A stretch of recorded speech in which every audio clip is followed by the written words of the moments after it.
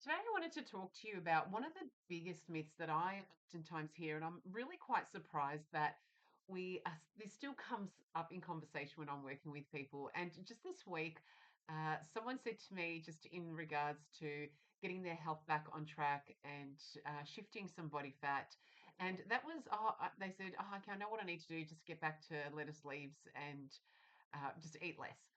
And the thing is, it's like, wow, why are we still thinking this? And why are we still feeling that this is the only way to achieve the result? And it's interesting that we're still seeing weight loss is heavily associated with punishing ourselves, restricting tiny portions, meat that is cooked so plainly with no flavor, and feeling hungry all the time and tired. And the thing is if you've ever thought, right, I'll just eat less and cut everything that I love and suffer through it for the next 5, 6 weeks and then see what happens from there, then this is the segment for you. This is the information that I want you to hear today. Because the thing is that when we a lot of the times, yes, it is true that we do need to reduce our intake, but that needs to be done in a way that is quite calculated, because a lot of the times the overeating doesn't come at every single meal. It's usually as a reason to the routine that you have in your day-to-day feeding routine. So it could be that maybe you're having breakfast that's too small. Maybe you're skipping lunch and then you're arriving at dinner and you're just over consuming. And usually it's that you're not eating either frequently enough, or that your portions aren't big enough, or you're not including the right combinations of food that are giving you that feeling of fullness for longer. So, a lot of the times when we default to just eating less, what it can do is we can be determined with that uncomfortable feeling, probably for a couple of days or even maybe a couple of weeks. But then it always lands in some sort of a binge or overeating, or just completely ditching your goals and thinking that it's just way too hard.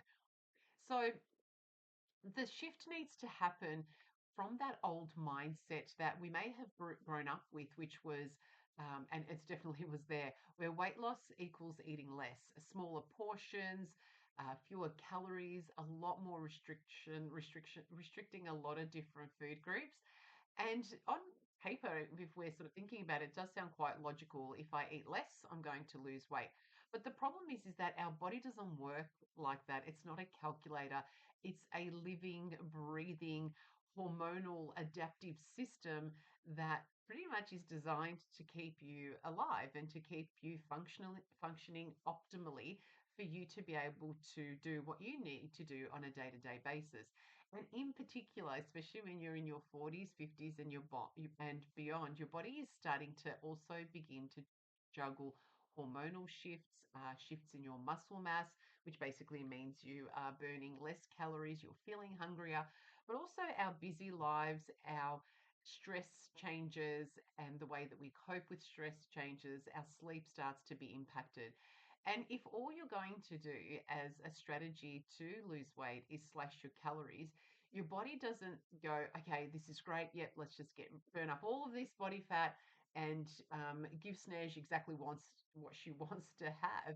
Instead, it's going to think, this feels unsafe. We're in a dangerous territory. We're moving into famine. I better readjust everything, slow everything down to deal with this particular phase. And the body knows that it's temporary, but generally speaking, it will behave in such a way that it will adapt your physiology to protect you at that time. It's not feeling safe. It's not going to release all of that fat willingly. It will release the fat because it will have to use it as fuel, especially if you're really reducing your food intake.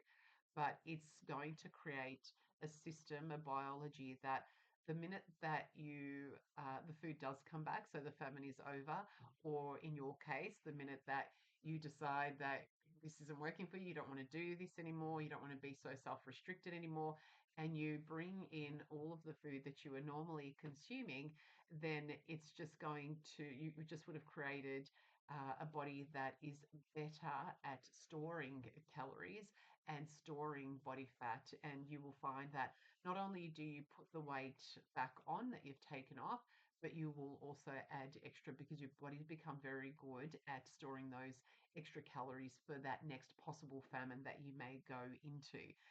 So, yes, you might lose a little bit at the start, but the other thing is that you're also going to lose muscle. And this is another way that our bodies reserve that energy is by decreasing or atrophy of the muscles because they tend to use up so much energy. Now, the other thing that you will find is that as you start to reduce your intake, you will find that your energy starts to vary a lot more throughout the day. So your cravings start to go up. So not only uh, are you having to battle with that discomfort of hunger, but those cravings will get more and more intense as the body fluctuates with the reduced amount of energy that is available.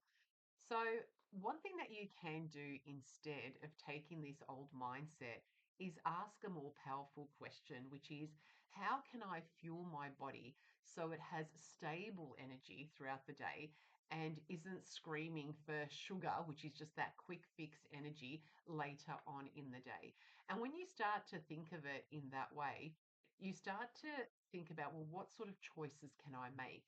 And this is where it starts to get really important that you understand two simple ideas when it comes to nutrition. And one is calories, which is the amount of energy in food. But then the second thing is the amount of nutrients or nutrient density, which I love to talk about so much. Nutrient density is how many minerals, how many vitamins, how much fiber, and how much beneficial compounds are packed into that food. So, how much nutrient value are you going to get out of all of that food? Because you can have the same amount of calories in two different types of foods, and they're going to react and behave very, very differently in your body.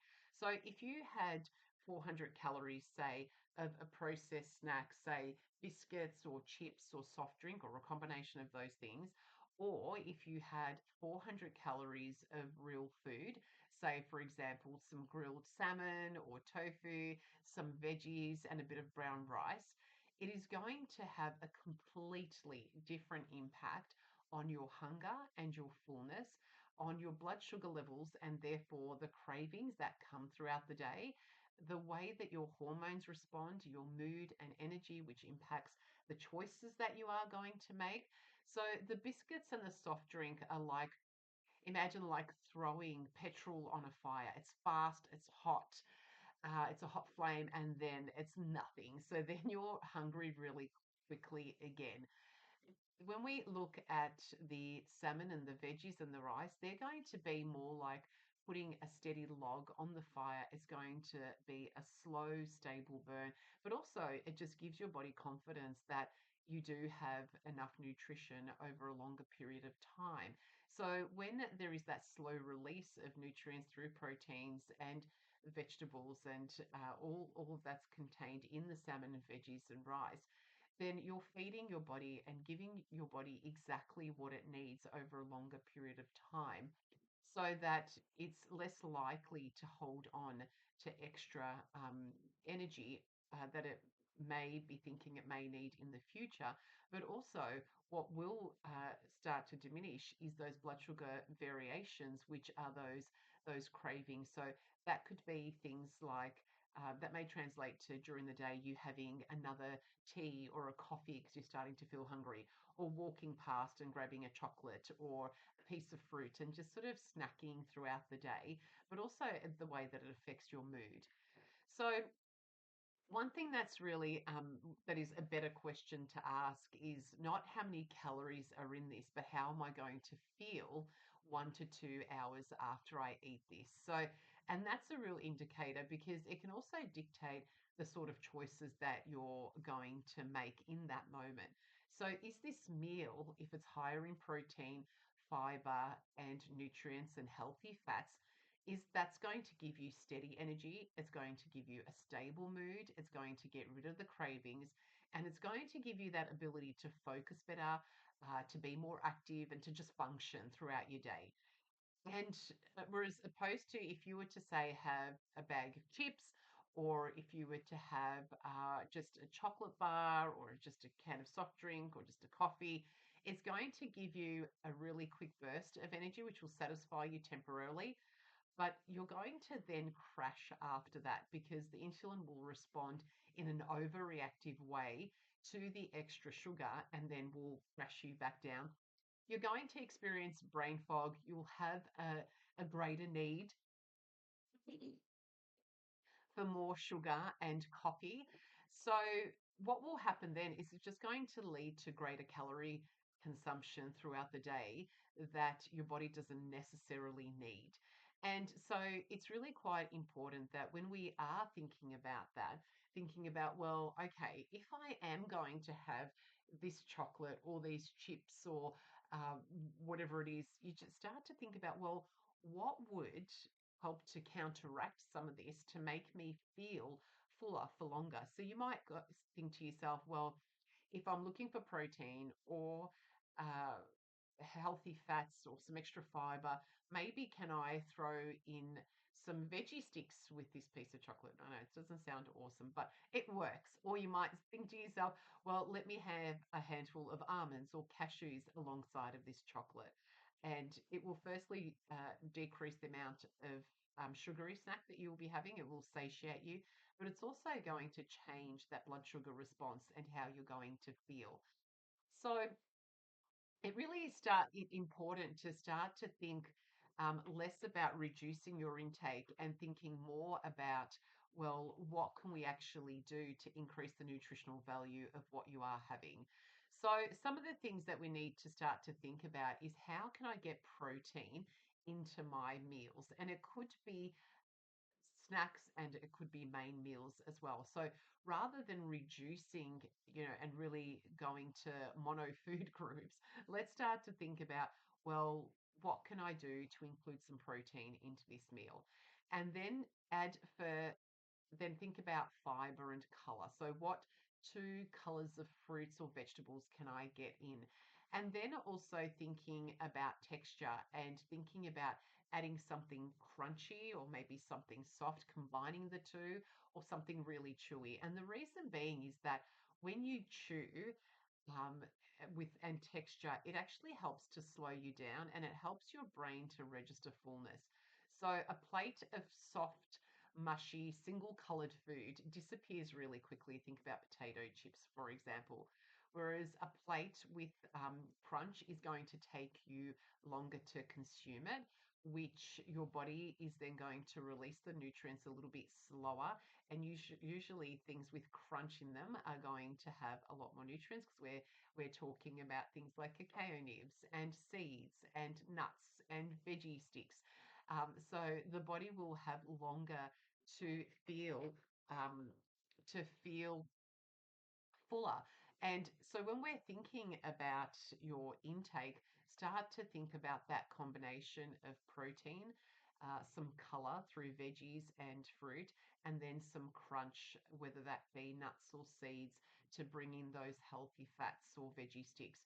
So when we're starting to think about improving our diet so that we can shift weight, we're not thinking about reducing our calorie intake so much that we have these huge rebounds, but we're all of a sudden going to change up our meals, the type of meals that we're consuming, so that we get that better combination that's going to allow us to feel feel fuller for longer with less food. So give that a go. So a simple action for you out there, if you are listening, if we're going to make this really actionable, just start to think about, if you are wanting to shift some weight, think about upgrading your meals so that you decrease the chance of feeling overly hungry and therefore over consuming, or leading to a binge in a couple of days, which will lead to over consuming. So think about adding some protein in, think about adding some fiber in, some veggies, some crunch, some healthy fats, and you're still eating. You're not going to be starving yourself. You don't need to live on those lettuce leaves, but it's also going to taste a lot nicer and you will feel a lot more satisfied, which will then give your body the permission to release some of that stored fat because it does know that there is a healthy amount of nutrients coming your way, and it won't feel like punishment, but you're actually going to be fueling your intake. But stick around. You're listening to Snez, and this is Wellbeing Wednesdays.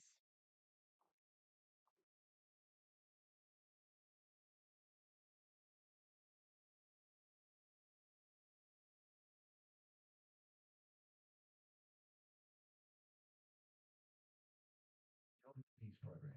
This empowering program develops skills including job search,